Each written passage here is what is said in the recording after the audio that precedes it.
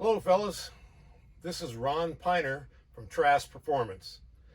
We thought we'd put together a little video to give you an idea what we do in our dyno room and the kind of tuners that we use and a little history on what's going on. Anyway, like I said, my name's Ron Piner. I've been tuning for Nick for 20 years.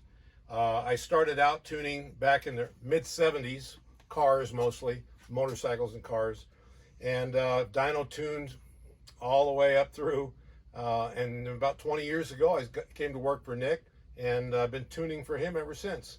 We've got a good relationship. This is our dyno room here. It's an in-the-ground DynoJet 250i dyno, and we've got a nice soundproof room that we're in. It's got all the latest and greatest state-of-the-art stuff from DynoJet. I want to go through all the different tuning systems that we use. As you can see, we got a nice big display up here, and you can see we're gonna go through all the different types of tuners that we use. That was one of the main reasons we wanted to get out there, because we tune more bikes probably than anybody. We've been tuning since 2001 here, and back then Harley dealers in the valley or all over Arizona didn't have dynos for the most part. There was a couple other dyno shops. Some of them did sport bikes, some of them did Harleys, but we exclusively did Harleys. And we would tune bikes for Tucson Harley-Davidson, Flagstaff Harley-Davidson. Everybody in the valley we would tune. Everybody in the state. We had a lot of guys coming out from California to have us tune their bikes. As far from back east as Chicago and New York, and they were coming from all over the country to tune. Now, after the tuning got so popular and Race Tuner came out and Harley's, working with that, a lot of Harley dealerships started getting dynos. So most of the Harley dealerships now, or a large percentage of them, have dynos in their shop. But with that being said, I don't think anybody tunes as many bikes as we do. And whenever somebody asks me, how do you know I got a good tuner? I said, you go to the guy that tunes more bikes than anybody else, because he is going to experience all the different combinations, all the different parameters and the different types of tuning systems. Sometimes you'll go to a shop and they'll specify one tuner they use, and that's it. And that's fine. They're probably real good at it because they use that one all the time. Sometimes you'll go to a shop and it's a flat rate situation where they're really hyped up about getting the bike in, getting the tune, and getting it out because they make more money by spending less time on it. That's not the way we've ever done it here. Nick said from the beginning, and I totally agree with him, this is not a flat rate operation. You take as much time as you need to make that bike as perfect as you can get it. If it takes 3 or 4 hours, fine. If it takes 2 days, fine, whatever it takes. He says, I want the finished product to be perfect as we can get it. And that's the philosophy we both had from day one.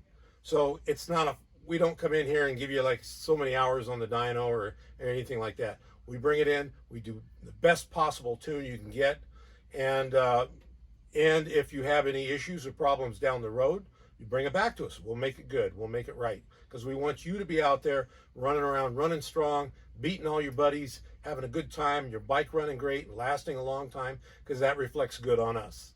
So that's where we stand as far as that goes. Now, as far as the different tuning systems, we have 8 different fuel injection tuning systems that we use. That's a large arrangement of tuning systems. But over 20 years, that means we've done a lot of bikes in every one of these tuning systems.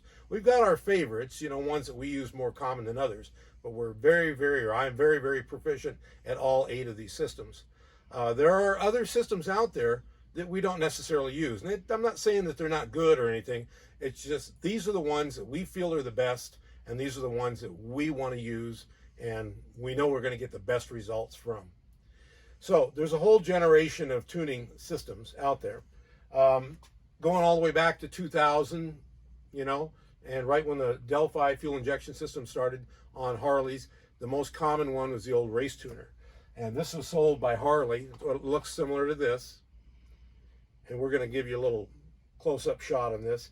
And this is what we call a flash tuner. In other words, you plug that into the bike, and it allows me to go in there and access the bike's ECM and reprogram the fuel mixture, the timing, startup mixtures, idle speeds, warm-up enrichment, all of the parameters that we need to address on it when we're tuning the bike. Now, the second next generation was a race tuner still, but it was a little more sophisticated. It had this little button on it. It's a black unit with a little button, orange button. And that was so you could record. In other words, I could plug this into the bike, set it up, go down the road and hit that button, and it would record all of the sensors on the bike for as long as I wanted. And bring it back to the shop, download it down and the computer, and I could see what the bike was doing when it was going down the road. If all of a sudden a temperature sensor started kind of flipping out and doing weird things, I could see it. So that was a very handy item when they stepped up to that. The latest version of that, before Harley got their PP slapped, is the orange Screaming Eagle Pro Tuner. Okay, it looks like this. Got the little record button on the thing. And this was a great tuner. I would say this is probably the gold standard of tuners. You can't buy them anymore, not in the United States, because when I said the Harley got their PP slap, that means that EPA got on them and says, you can't be building these emission-controlled motorcycles and then offering a way for somebody to modify all the fuel systems and stuff. So Harley doesn't sell this tuner. They sell a version of this tuner which is very, very much limited and cut down. I do not recommend it at all. There's better ways to go. But that's the older version, which they stopped using a few years ago, and there's still a lot of them floating around out there. Now, that's flash tuners. All those are flash tuners. The other flash tuner that we like, and we use this a lot, is Techno Research. This is their little module. And they give you a little USB key. And what it does is once I plug this into the bike and I plug this USB key into the computer, it records the VIN off the bike and it allows me access to go in and flash tune the ECM. Now this is a really good system. Techno Research has done a lot of work on this. It's a great system. The advantage here is you don't have to buy this box and the cables and all that stuff. You just buy the key, okay? And you keep the key with the bike. So if the key is about $100 cheaper than what you would spend on like a race tuner or one of the other units like this. So this is a very good system. We use this a lot on all of our non-turbo applications. And the one that we use quite a bit, and this is especially because of our turbo bikes, as you know, here at Trask, we turbocharge everything. So ThunderMax has been our go-to tuning system for all of our turbo bikes from very, very early on. And the advantage here is this is not a flash tuner. This is a new ECM. This replaces the bike's ECM.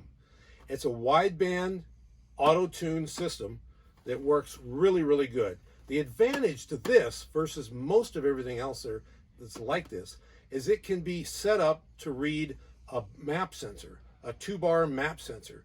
Now what that means is it can read a sensor that will sense boost. So when the bike starts to make 4, 5, 6, 7, 8 pounds of boost, the system, the ThunderMax, can see that boost coming up, and we can make adjustments to add fuel and retard the timing based on the boost levels. And that's huge. That's huge. That right there is the secret sauce that enabled us to be building all these turbo bikes.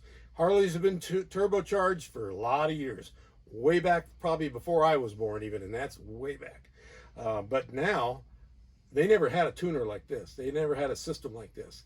And so once ThunderMax started using their 2-bar system and allowing it to adjust for fuel boost pressure, it was a game changer. So this is, like I said, this is the secret sauce behind all the turbo stuff.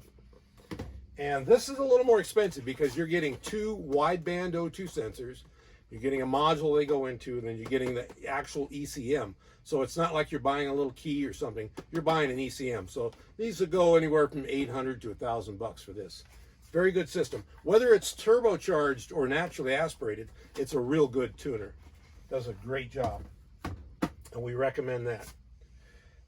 Another flash tuner that's getting real popular lately is the Fuel Pack FP3. This looks like this. A little box with the diagnostic douche connector that goes in here that plugs into your diagnostic port, okay? And this allows you to flash tune the ECM.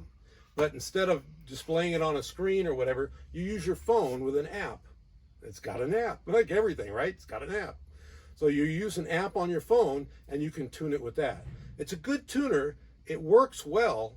It's a little bit of a pain in the neck, you know, if you're like me and big stumpy fingers and trying to hit them little bitty buttons on your phone. It's a little more of a pain in the neck versus being able to transfer it up to a big computer screen.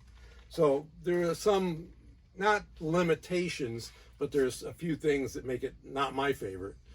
But it's a good system. The other advantage is it displays all the sensor input. So if you have this plugged into your bike and you can leave it plugged in and tuck it under the seat or whatever, and you hang your phone with the app on it on your handlebar somewhere, you can bring up the gauge display and you can watch all your gauges, all your sensors, throttle position sensor, temperature sensors, oxygen sensors, all this stuff. You can watch it as you're going down the road. Now, you probably shouldn't be watching it when you go down a road, but you know, it's there for you. So that's a nice system for you do-it-yourself tuners. It works out pretty good because you can actually read what's going on when you're going down the road. Now, I said there was 8 systems. I'm going to count them all off in a second. But the next version is we're going to go to is the Power Commander PC5. PC5 is not a flash tuner. It's what I call a piggyback tuner. In other words, this module, it gets plugged into your bike's ECM, and it runs in series with the bike's ECM. And ECM, in case we didn't clarify that, is engine control module. It doesn't reflash the bike's ECM. It simply modifies the injector pulses so that you can add and subtract fuel getting into the engine. So it's what we call a piggyback tuner. Now, the disadvantage there is, you know, it's another item on there that has to be tied into the bike. And if it fails or something happened to it, you know, yeah, your tune's kind of gone, whatever. Whereas a flash tuner, it's in the ECM. It's not going anywhere. Nothing's going to affect it unless you plug another module into it and do something. And Harley ECMs are notoriously reliable, very reliable. And so I would always go with a flash tuner over a piggyback unit. But it's cheap, you know, cheaper, I should say. And there's a lot of these floating around. Okay, so we have 8 tuners that we use on a regular basis. ThunderMax, Techno Research, Race Tuner, TTS, FP3, Power Commanders, and WinPep. Power Vision. And for your old school guys, we haven't forgot you. We've been doing carbureted bikes since forever. Because there are a lot of different carburetor combinations and stuff like this, we have narrowed it down to just a couple that we like, 3 basically, that we like to use. So number 1 on the list, without a doubt, is a Mikuni. Best carburetor out there for Harley Davidson. Number 2 is S&S carburetor. A lot of older choppers and things like this will run S&S carburetors. Or the Kihons, you know, the factory carburetors. Those are the 3 carbureted bikes that we will do. We will tune. Now there's Electrons and there's other, you know, Delordos and all kinds of fancy stuff floating around out there. We don't bother with them. First of all, we hardly ever see them, and we don't have jets for them and all this other slide needles and all that stuff. But we have all the jetting and needles and everything we need for those 3 things: Mikuni, S&S, and the Kihons, the factory carburetors. So those are the 3 carburetor bikes that we will do. All right, this is Ron Piner signing off. Thanks a lot for getting in touch and watching our video. If you have any more questions or information you need, you can get a hold of us at www.traskperformance.com. So thanks again for watching, and stay safe.